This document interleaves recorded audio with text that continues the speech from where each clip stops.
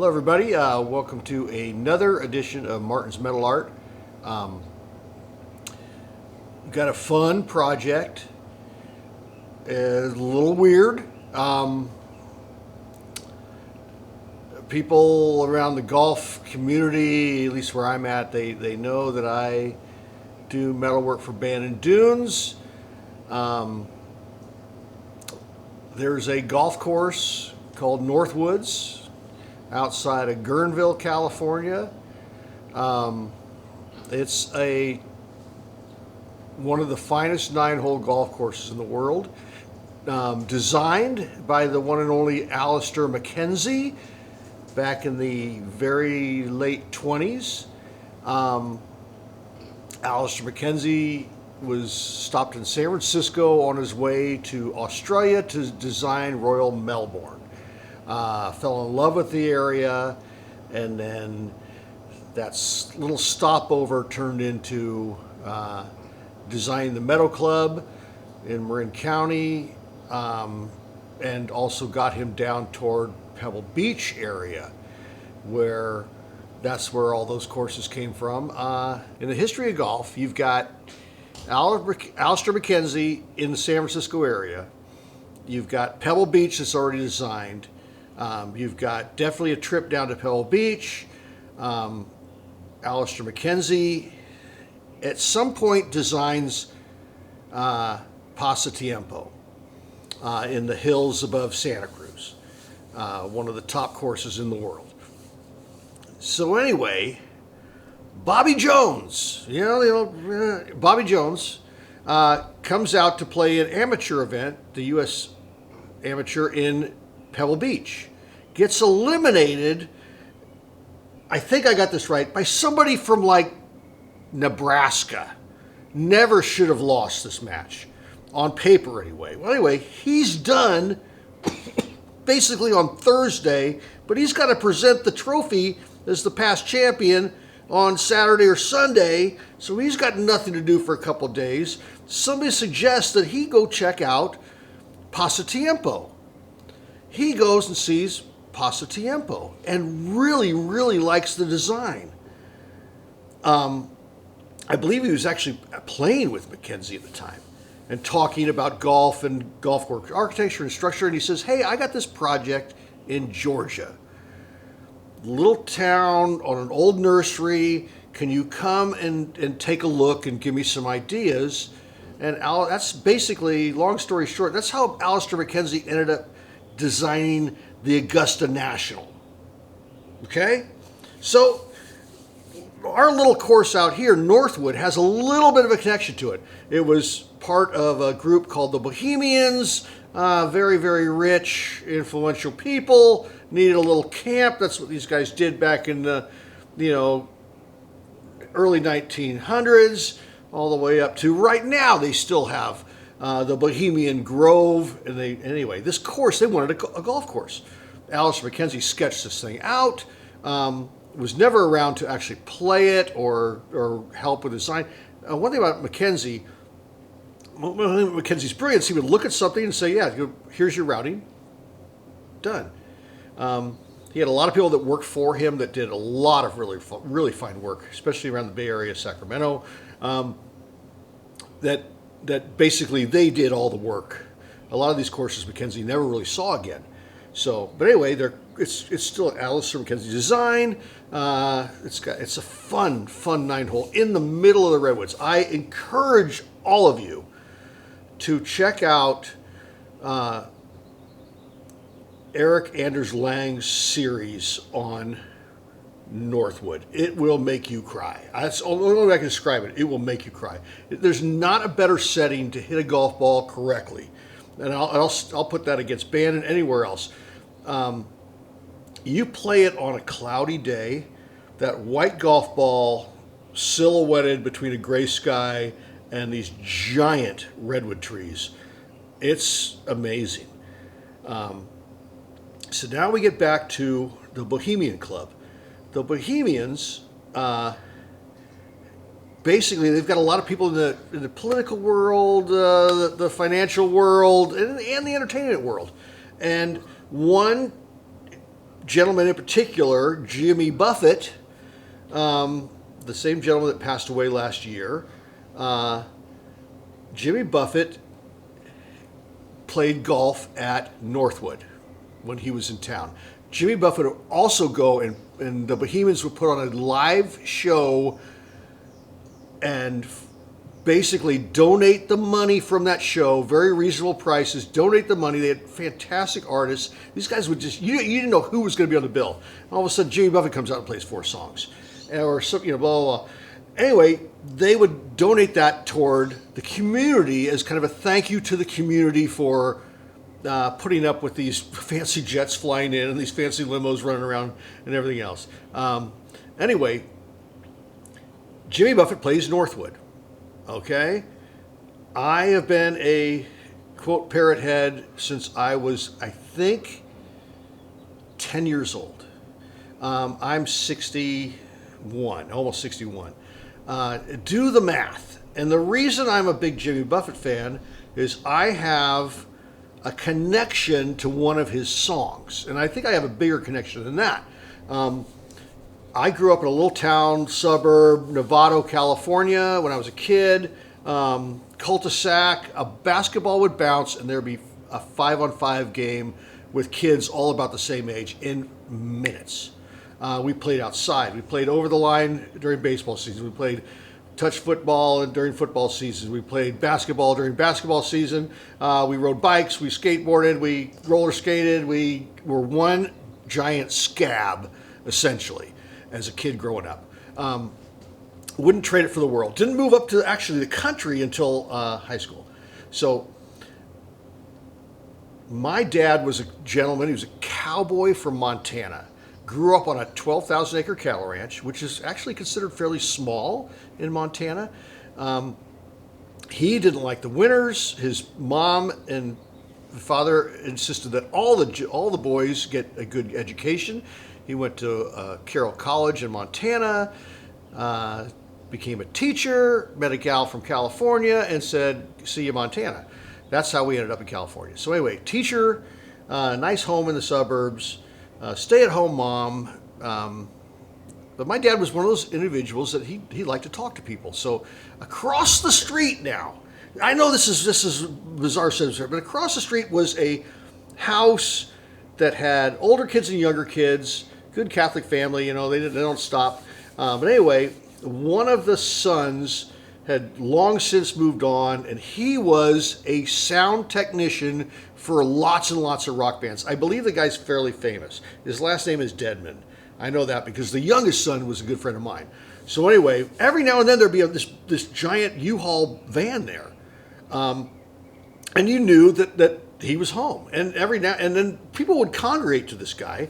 And one day my dad is talking to this southern, basically a hippie. Anybody that had hair down to their shoulders was a hippie with a big mustache. And my dad's having this conversation about him because the gentleman and his band are about to go to Montana. So they're touring, and I've seen this a lot when I rodeoed. You would go to a town like Cody, Wyoming, and they would have, some of these bars would have a house band there for a week. And these guys were fantastic. And a lot of them were like between albums, just starting out, but they would go from Cody, Wyoming, they make decent money, just enough to survive, but then they go to Livingston, Montana, or they go to Helena, Montana, and they do this little 6-week rotation. So anyway, this gentleman and his band are going up to Montana, and my dad is telling him where he ought to go. Just things to see, Yellowstone, and blah, blah, blah. And they're having this conversation. I'm this little, 8, 9-year-old kid, kind of just enthralled that here's my crew cut dad, cowboy, is having this conversation with this really nice hippie guy. And that was the beauty of my dad. No prejudice whatsoever. And I thrived in that environment too. I love growing up with that. So anyway, I know this is getting long. Bear with me. So it turns out that was Jimmy Buffett. And it turns out he goes to Montana and he writes probably his best album, Living and Dying in Three-Quarter Time. There's a song, Livingston Saturday Nights. There's also a song, Ringling, Ringling, Ringling, Slipping Away, Only 40 People Living There Today. Just a really neat tribute to essentially a ghost town. All these little hamlets in Montana where cattle and the railroad were king. Just an example of what a working ranch was like back in the 50s and 60s. 8 or 9 ranch hands, 500 head of cattle. I mean, those ranch hands basically had to spend all summer long trying to raise enough food to keep those cattle fed through the wintertime. Now you've got, and my cousin runs this ranch, same ranch. He runs it with him and one other person. They can produce twice the amount of hay that those 10 people could produce because of the automation and the watering systems and just how simple it is. So you've lost 80% of your workforce on this ranch, and that's not just that ranch, that's every ranch. The railroad doesn't go through there anymore. You've lost a lot of people there. Essentially, you've got, I don't know, there might be 1 or 2 people living in the town, but the church is no longer there, and the post office is no longer. I mean, everything is, it kind of consolidated to a little bit bigger city, White Sulphur Springs or Harleton, or anyway, it's a beautiful area, Montana.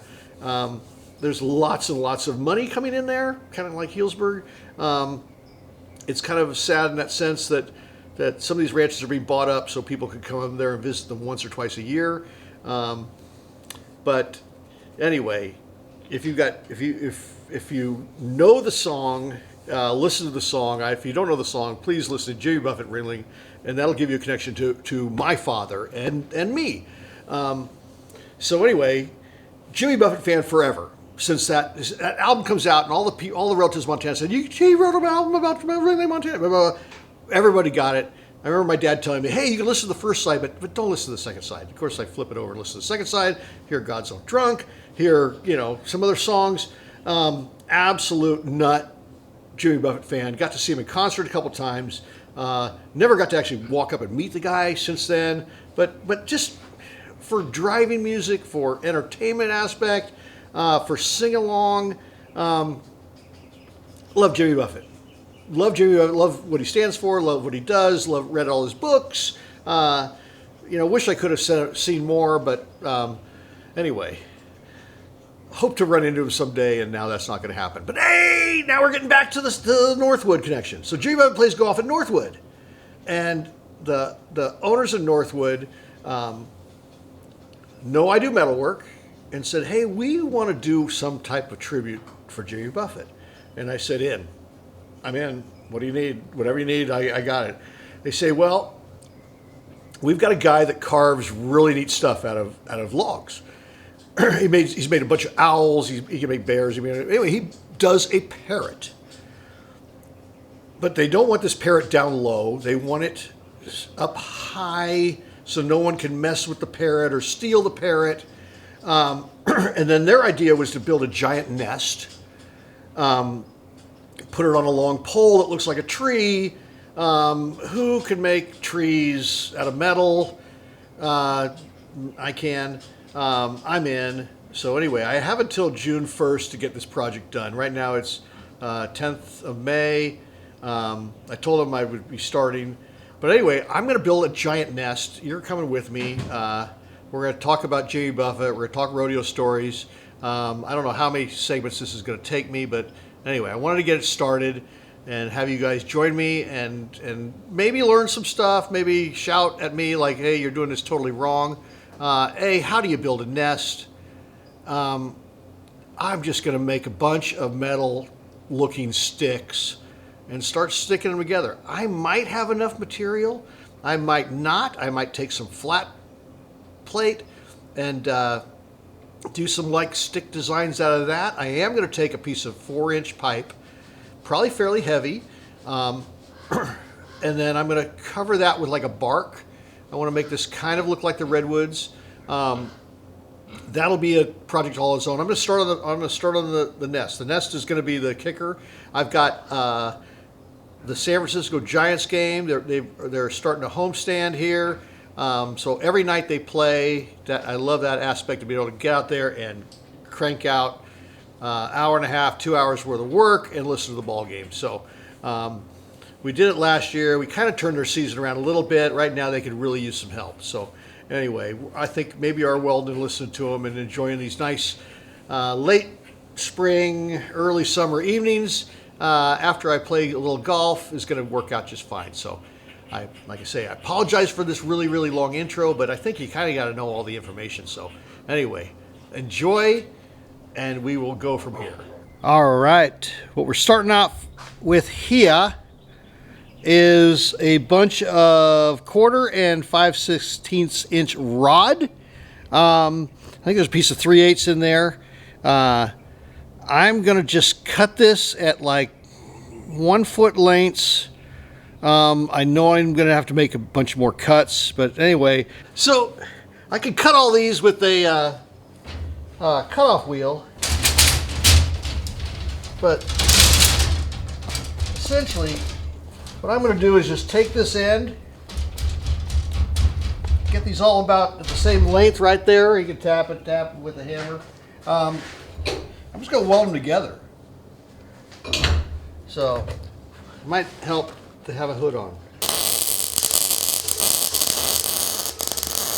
All right, what this allows me to do is just run it through the saw, not have them spin, and just make an absolute entire, it's going to save me a ton in cutoff wheels. But anyway, I'm just going to start chopping up different lengths. I'm going to make a big pile of this stuff. I'll show you that process. Anyway, I'm just going to try to make a big ass bowl that a bird can live in.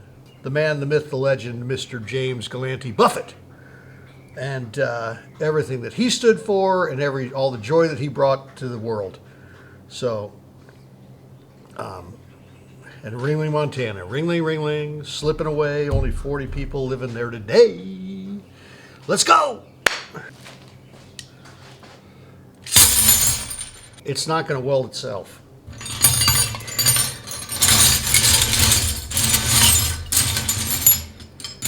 And that's about half of it.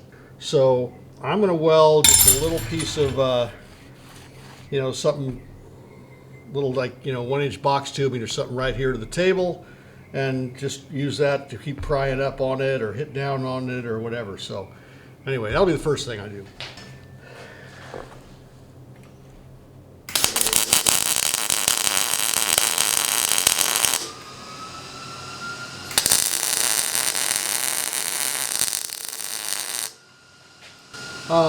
This is 3/8. Let's see how it does.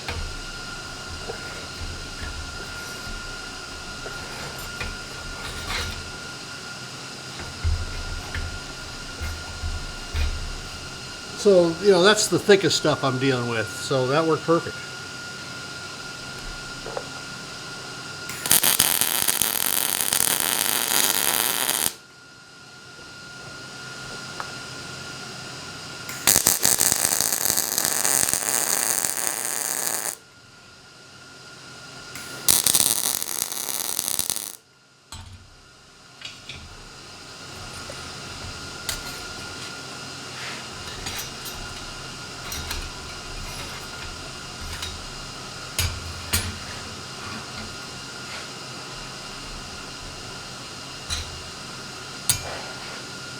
All right. My favorite movie, the great Steve Martin in The Jerk. He would say after that, I got to do this about, probably 150 more times. He would say $1.09. There's nothing fancy to this. There's no pattern. I don't want them all to look like this. Like I say, in some previous videos, if you walk up to it and say, "Ooh, that's really cool. I like blah blah blah," then it's pretty cool. But if you walk up to it and you go, "What the heck is that?" then that is art. All right, that is art. So you can't screw this up. At least I don't think I can screw this up. I think no matter what I do, after they're all welded together, it's going to look really, really, really cool. So I do want it to look obviously outstanding, and I do want it to look really good from 30, 40, 50 feet away too. So that's why we're going big. The bigger the better. Right on. Thanks for watching this one. Stay tuned for the next.